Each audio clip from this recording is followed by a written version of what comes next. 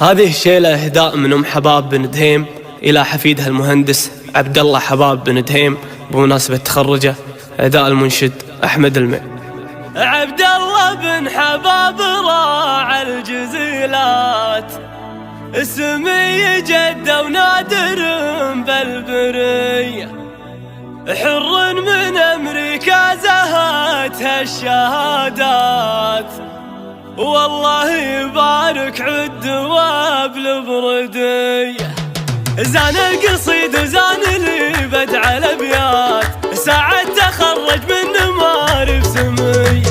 عبد الله بن حباب راعى الجزيلات، اسمي جدة ونادر بالبرية، حر من أمريكا زهت الشهادات، والله يبارك عالدواب البردية. معربه عاد يحل الصعيبات، حباب بن دهيم راعى الحمية.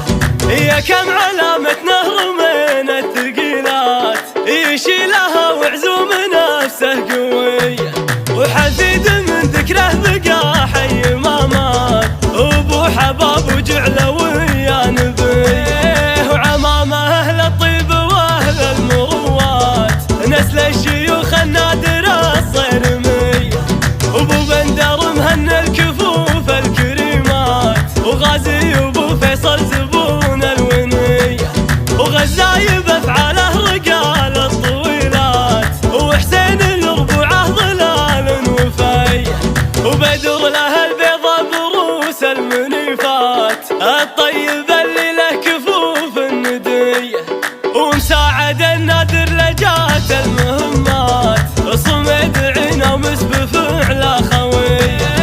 العز بن دهيم الفخر والبطولات، احفاد من شخو بنجد العذيه، من حرب لا ركبه وبظهره الاصيلات، ذباحة الشيخان عوق السريه. زان القصيد وزان اللي بدع الابيات، ساعة تخرج من معارف سميه.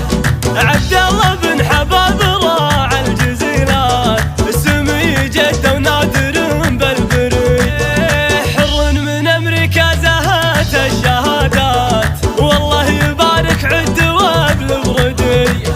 معربه عاد يحل الصعيبات، حباب بن دهيم راعى الحمية.